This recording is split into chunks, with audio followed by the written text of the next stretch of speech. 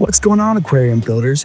In our last video, we went to Absolutely Fish, built a dryscape aquarium, and checked out all the cool plants that we could put inside. What's going on, aquarium builders? We are here at Absolutely Fish here today. Right now, we are with Brendan, the plant expert here at Absolutely Fish.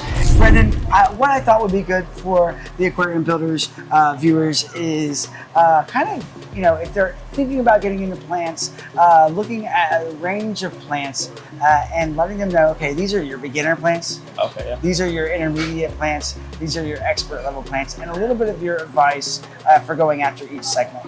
Sure. Okay. Yeah. So my favorite plant to recommend to beginners is probably going to be the Anubias. Yeah. A lot of variety here, but they're all slower growing plants, which means they have a lower nutrient demand. Mm-hmm. They don't require much lighting, so you can usually get away with just the starter light that comes with your box kit aquarium, whatever you start out with. So in the front here, we have our smaller Anubia species like bananas. Usually great for smaller tanks. They have a smaller leaf structure. Mm-hmm.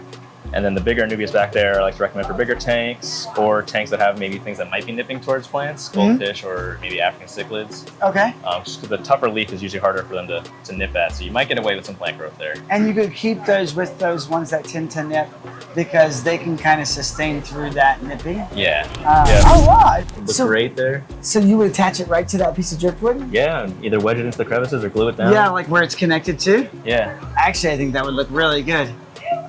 Just help weigh them down in there and make them easy. So this is already even weighed down. You can just drop it right in wherever you'd like, and it would attach itself over time, or take the rubber band off and wedge it in. And so let's go. Show me where you would. I think I am imagining what you would do here. Right in here. Yeah, I think that's exactly where I was picturing it.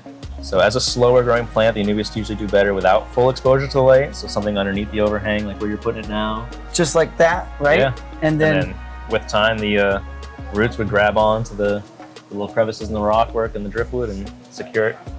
That's actually really good to know, because some people would probably be tempted to plant these right away, and if they're actually going to do better outside. All right. What other beginner ones would you recommend? Let's see. I like recommending the cryptocorns too. Comes with another family with a lot of variety. Another super low demanding plant will basically grow anywhere. A little bit bigger, a little bit faster growing than the Anubias, and you get some better coverage out of them because they will spread quicker. All right, aquarium builders, as I mentioned before, Brendan here, who takes care of the plants here at Absolutely Fish, we're going to talk to him about what would we have gone with this scape that we just did if we're going to go with live plants, because that type of scaping, you don't really kind of get the urge to live plant it and put, I wanted something with a little bit more shorter ground cover on that. And then I thought on the back side, having a little bit more background cover on that is what I kind of envisioned. With that in mind, let's start there, and then we'll go over the rest of the types of plants that you keep here at Absolutely Fish and what you do to kind of maintain, take care of them. What's good highlight requirement, what's mid-light, what's low light. Do you think you can help me out with that? Yeah, sure, definitely. Usually the lower line stuff, you get Sagittaria, chain swords.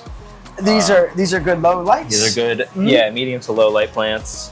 A Balancenaria in the background, like a torsion val or an Italian val. So you get that I do like that sloping, grassy look. I mean, it's a heavy root feeder, so you want either planted substrate or root tabs in the tank.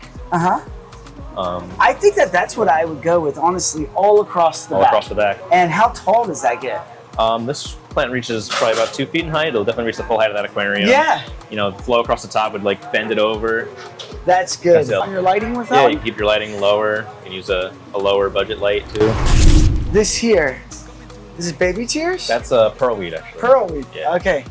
Pearlweed would look good too. Very similar look to baby tears, but I think pearlweed takes a little bit of training to get carpeting because it wants to grow vertically. Okay. So you got to stay on top of the trimming, especially early on in the tank. Okay. Kind of get it to spread more horizontally and stay bushy. So you just keep trimming it trimming it, and then it'll start to spread. It starts to spread right and left. Exactly. Versus up.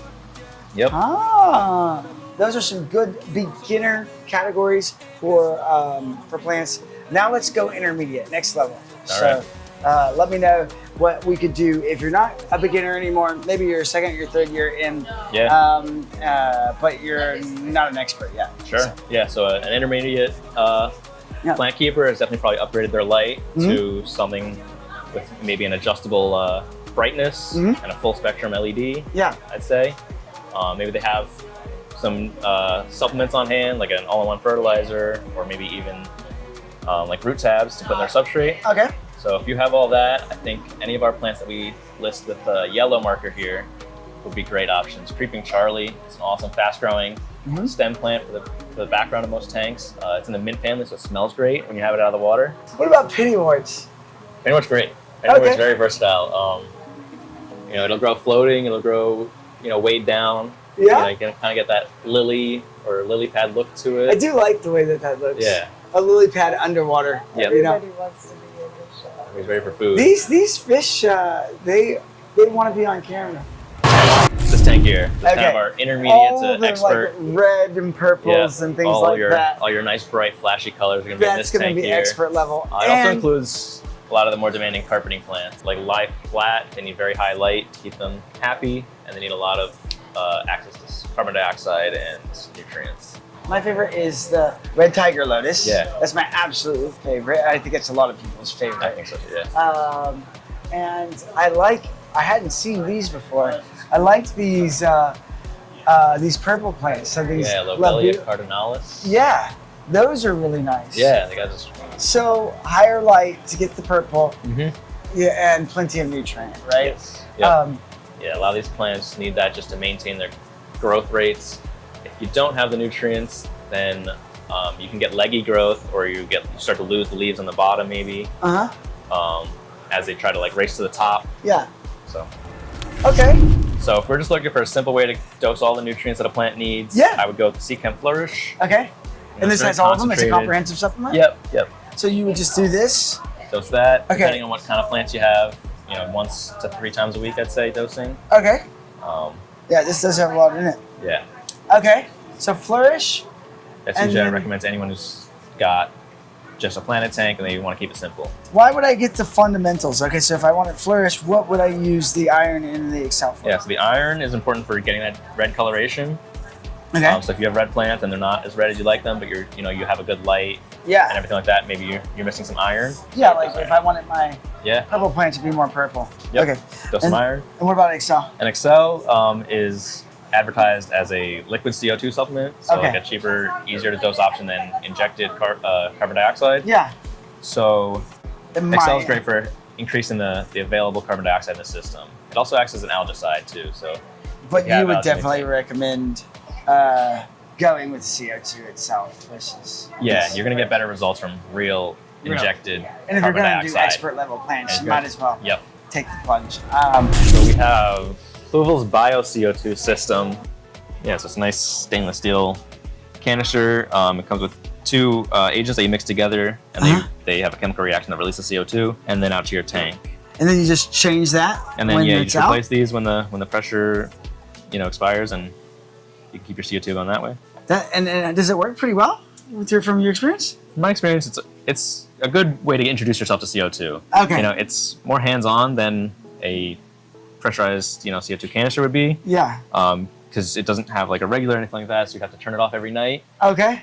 And you have to replace it a lot more, so it takes more attention. Okay, so we have shown you what we would do with the live plants here on this build. Thank you very much, Brendan. There you go. And wouldn't be that difficult. Kind of showed you how we would put that in there. Again, we would go with the contortion valve right back here, and then put that pearlweed coming down through here. And I think you'd have a nice little live plantscape for what we've done here today. If you have any additional questions, just comment down below, and I'm gonna have Brendan watch the post for about the next 6 months every day when he gets home. All right? You good with that, Brendan? Sure, yeah, let's do that. All right. Until next time, see you later.